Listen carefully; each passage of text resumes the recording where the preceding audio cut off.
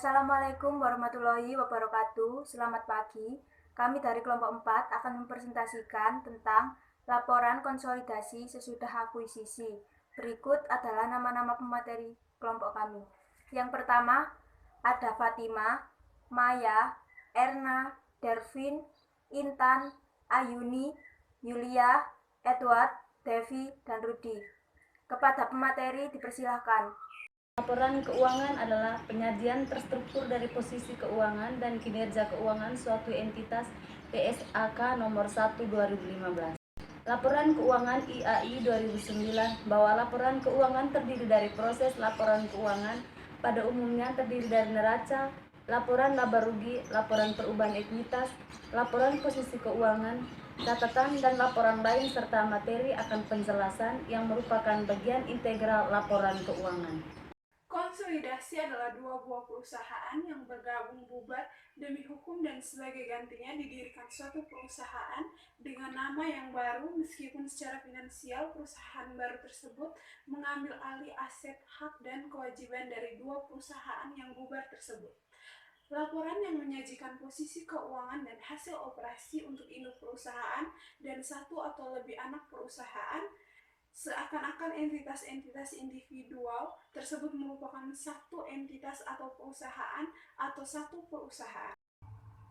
Laporan keuangan konsolidasi adalah merupakan laporan keuangan suatu kelompok usaha yang disajikan seperti entitas ekonomi tunggal. PSAK 4 Revisi 2009 tentang laporan keuangan konsolidasi dan laporan keuangan tersendiri.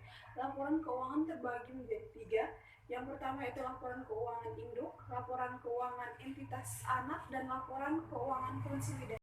Baik, pada kesempatan ini saya mau menjelaskan tentang tujuan dan manfaat laporan keuangan konsolidasi serta kondisi-kondisi yang mengalami pengendalian. Yang pertama saya menjelaskan tujuan dari laporan keuangan konsolidasi, yaitu untuk memberikan gambaran yang objektif atas keseluruhan posisi dan aktivitas dari suatu perusahaan. Dan yang kedua, yaitu manfaat dari laporan keuangan konsolidasi. Yang pertama, dapat memberikan gambaran yang jelas tentang sumber daya perusahaan, serta yang kedua, yaitu dapat memberikan informasi terkini bagi manajemen induk perusahaan. Yang berikut saya menjelaskan kondisi-kondisi yang mengalami pengendalian suatu entitas atas entitas lain, di mana dalam PSAK 4 Revisi 2009 menjelaskan bahwa tidak semua kepemilikan 50% adanya pengendalian, dan pengendalian terjadi jika kepemilikan kekuasaan lebih dari setengah hak suara sesuai dengan perjanjian dengan investor lain. Yang berikutnya adalah periode laporan keuangan konsolidasi disusun atas dasar tahun, yakni per 1 Januari sampai dengan 31 Desember tiap tahun. Laporan keuangan konsolidasi terdiri dari yang pertama laba rugi konsolidasi, dan yang kedua neraca konsolidasi, yang ketiga laba ditahan konsolidasi, yang keempat arus kas konsolidasi. Transaksi antar perusahaan tidak dipandang sebagai transaksi dalam penyusunan laporan konsolidasi. Prosedur penyusunan laporan konsolidasi disusun dengan menggabungkan laporan keuangan entitas induk dan laporan keuangan entitas anak. Laporan keuangan konsolidasi itu sama dengan laporan entitas induk ditambah laporan entitas anak dikurangi akun antar perusahaan. Yang berikut teknik dan prosedur laporan keuangan konsolidasi. Prosedur konsolidasi diatur dalam PSAK nomor 4 paragraf 8, 21 dan 23, yaitu yang pertama mempersiapkan kertas kerja penyusunan laporan keuangan konsolidasi. Yang kedua, memasukkan laporan keuangan meliputi laporan laba rugi, laba ditahan, dan neraca masing-masing perusahaan induk dan pada kolomnya masing-masing.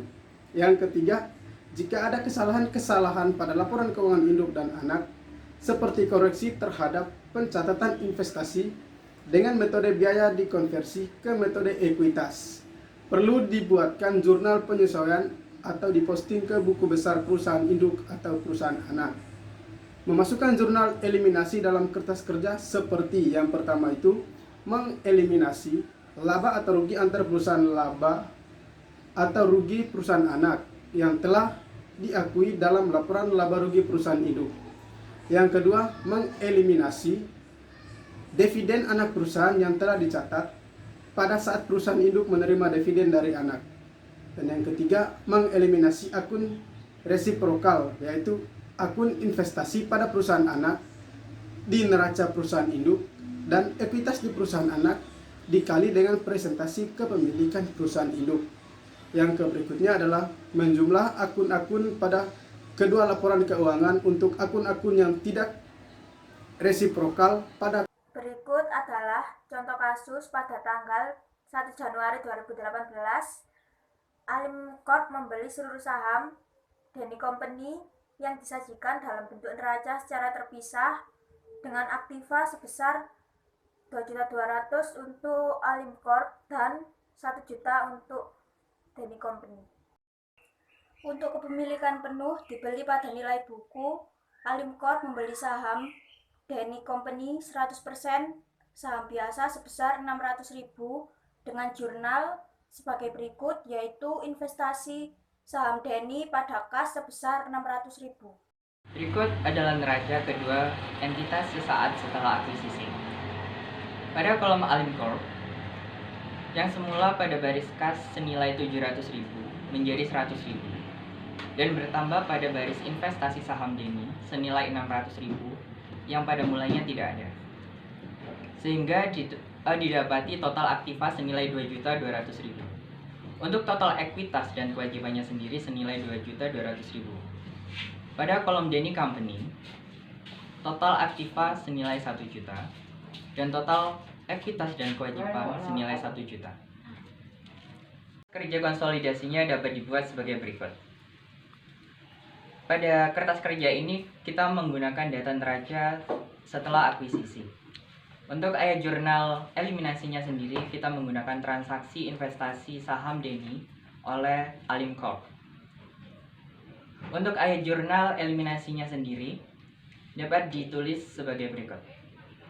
Saham biasa Denny pada sisi debit senilai 400.000, laba ditahan pada sisi debit senilai 200.000, pada investasi saham Denny pada sisi kredit senilai 600.000.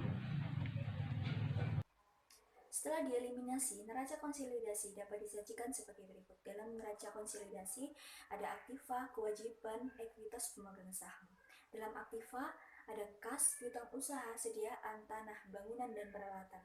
Lalu jumlahnya dikurangkan dengan akumulasi penyusutan sebesar 1.400.000 dengan total aktiva 3.200.000. Dengan kewajiban ditotal dengan ekuitas pemegang saham, totalnya sebesar 3.200.000. Kepemilikan penuh dibeli di atas nilai buku. Harga saham suatu perusahaan biasanya dipengaruhi banyak faktor, termasuk di dalamnya adalah aktiva bersih, profitabilitas perusahaan, dan kondisi pasar secara umum. Berikut beberapa alasan mengapa harga beli saham suatu perusahaan lebih tinggi dari nilai buku saham tersebut. Yang pertama, ada kesalahan dan penghilangan dari pembukuan anak perusahaan. Yang kedua, selisih lebih nilai wajar di atas nilai buku dari aktiva bersih anak perusahaan yang dapat diidentifikasi. Yang ketiga adalah keberadaan goodwill. Contoh kasus, asumsikan bahwa Ali membeli saham Denny seharga 680.000 tunai pada tanggal 1 Januari 2018. Dalam pembelian tersebut dapat kita lihat bahwa Ali membayar 80.000 lebih tinggi daripada nilai buku saham tersebut. Terkait hal ini, Ali mencatat pembelian tersebut sebagai berikut. Investasi saham di 680.000 pada kas di sisi kredit 680.000. Dalam suatu penggabungan usaha, harga beli harus dialokasikan ke aktiva dan kewajiban yang diakuisisi. Karena itu jumlah tertentu yang dibayar perusahaan tersebut harus dialokasikan ke aktiva dan kewajiban tertentu, dan juga alokasi ke goodwill bila ada kelebihan diferensial positif pada nilai buku anak perusahaan. Pada saat harga beli tinggi, maka pembuatan ayat jurnal eliminasi harus mendapat akun diferensial yang menyamakan posisi jumlah debit dan kredit pembelian tersebut. Berikut ayat jurnal eliminasi yang dibuat intensitas konsolidasi. Saham biasa pada sisi debit 400.000, laba ditahan 200.000, diferensiasi 80.000, investasi saham DENI pada sisi kredit 680.000. Saldo yang dialokasikan ke akun diferensial akan dinolkan dengan melalui salah satu lebih ayat jurnal tambahan. Tergantung nilai lebih tersebut akan dialokasikan ke aktiva atau ke goodwill. Bila dialokasikan aktiva seperti syarat kedua, tanah misalnya akan muncul ayat zona pengisian dan neraca berikut: tanah 80.000 di sisi debit, diferensial 80.000 di sisi kredit. Kertas kerja konsolidasinya dapat dibuat sebagai berikut. Dari jurnal pada slide sebelumnya akan dimasukkan pada ayat jurnal eliminasi. Ayat jurnal eliminasi pada sisi debit, tanah sebesar 80.000, diferensial sebesar 80.000, saham biasa sebesar 400.000, laba ditahan 200.000, dan jumlah pada sisi debit 760.000. Dan di sisi kredit, investasi saham DENI sebesar 680.000, diferensial sebesar 80.000, dan jumlah pada sisi kredit sebesar 760.000. Untuk kolom konsolidasi pada aktiva dihitung dengan data neraca Alim ditambah DENI dan ditambah debit dikurangi kredit. Pada ayat jurnal eliminasi dan pos pasiva dihitung dengan data neraca Alim plus DENI dikurangi debit ditambah kredit. Pada ayat jurnal eliminasi, konsolidasi pada kas 120.000, piutang usaha 250.000, sediaan 320.000, tanah 510.000, bangunan dan peralatan sebesar 2.800.000, akumulasi penyusutan 1.400.000, dan total konsolidasi aktiva 2.600.000. Utang usaha sebesar 400.000, utang obligasi 600.000, saham biasa 1 juta, laba ditahan 600.000, dan total pasifanya 2.600.000.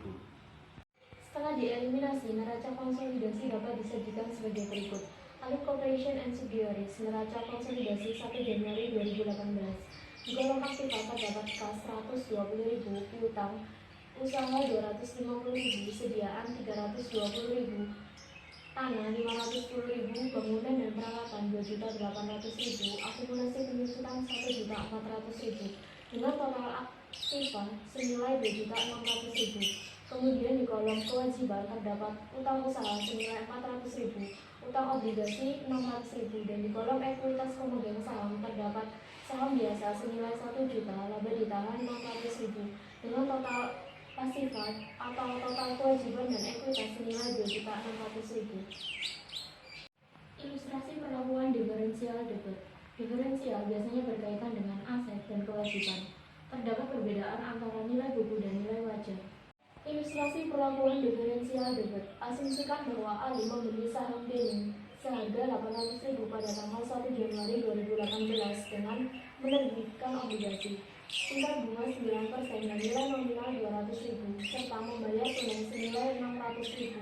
Untuk mencatat pembelian tersebut, Ali melakukannya sebagai berikut. 1 Januari 2018, investasi saham DENI senilai 800.000 di debit dan utang obligasi 200.000 di kredit serta kas 600.000 di kredit.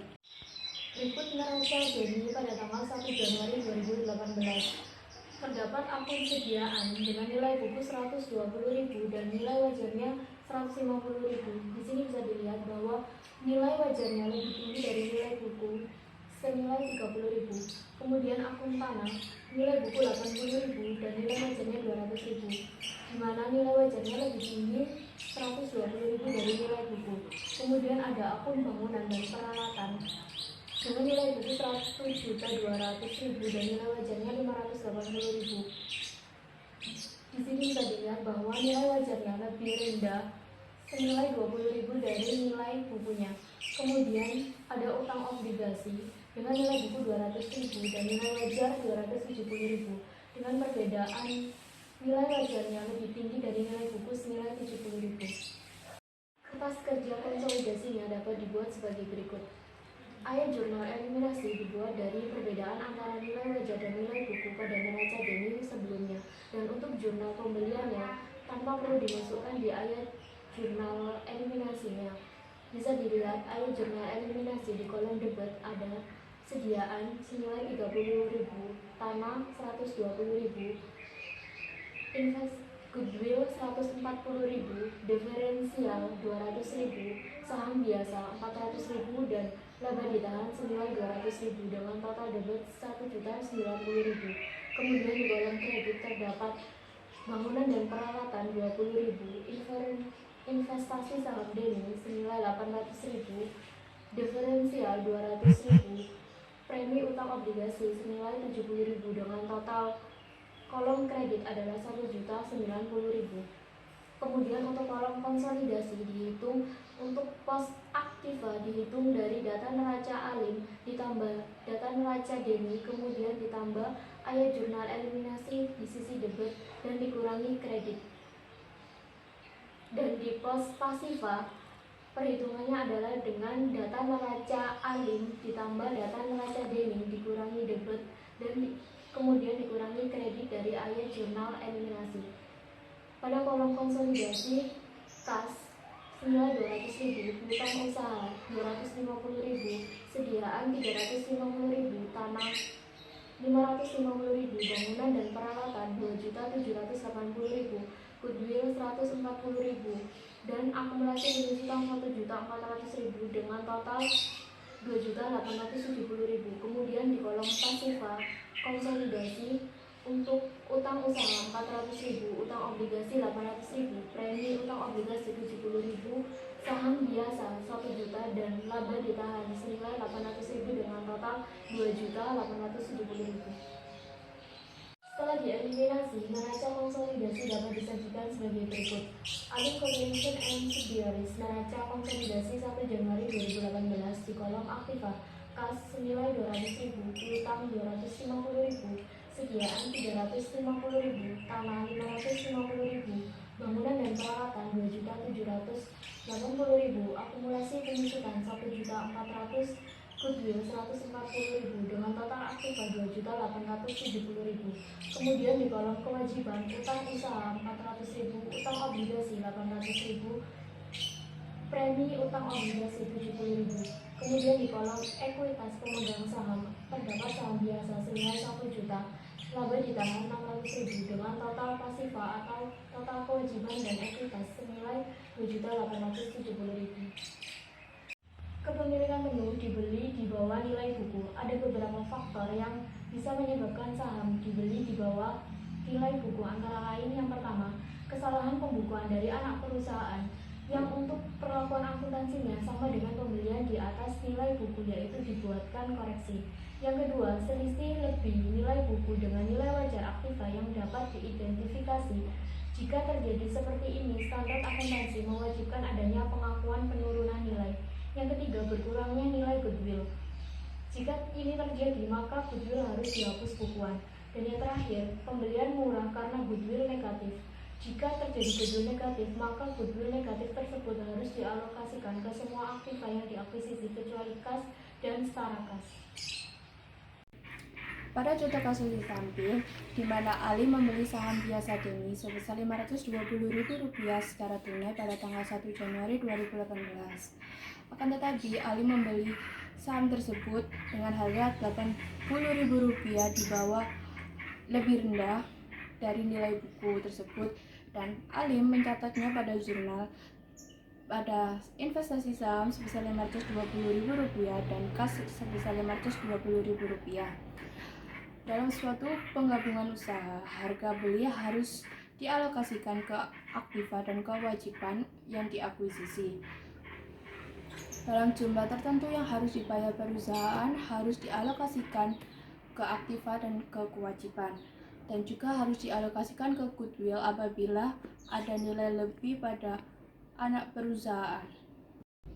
Ketika harga beli lebih rendah, maka ayat jurnal eliminasi harus mengkredit akun diferensial untuk menyamakan posisi debit dan kredit pada pembelian, di mana pada kredit ada saham biasa DENI sebesar Rp400.000 dan laba ditahan sebesar Rp200.000. Sedangkan yang ada di kredit ada akun diferensial sebesar Rp80.000 dan investasi saham DENI sebesar Rp520.000. Saldo yang akan dialokasikan ke akun diferensial harus dinolkan melalui satu atau lebih jurnal tambahan, tergantung dari nilai tersebut yang dialokasikan ke aktiva atau ke goodwill. Apabila yang dialokasikan ke aktiva seperti syarat kedua, contohnya tanah, maka akan muncul ayat jurnal penyesuaian dan neraca yang dimana diferensial pada goodwill sebesar Rp80.000. Pada kertas kerja konsolidasi dapat dilihat bahwa total aktiva sebesar 2.600.000 yang dimana pada ayat jurnal eliminasi pada goodwill terdapat pada kredit sebesar 80.000 dan investasi saham DENI sebesar 520.000 dan pada diferensial pada kredit dan debit sebesar Rp80.000. Selanjutnya total pasifa sebesar 2.600.000 yang dimana saham biasa sebesar 400.000 dan laba ditahan sebesar 200.000 pada ayat jurnal eliminasi dengan total jurnal eliminasi sebesar Rp680.000. Setelah dieliminasi, selanjutnya membuat neraca konsolidasi yang seperti yang ada di samping, yang dimana neraca tersebut balance dengan jumlah total aktiva, kewajiban dan ekuitas sebesar 2.600.000. Sekian presentasi dari kelompok 4. Apabila ada pertanyaan, bisa komen di kolom komentar. Saya Ayuni Abdul Putri, perwakilan dari kelompok 4, ingin mengucapkan maaf dan terima kasih apabila ada kesalahan. Sampai jumpa di lain waktu.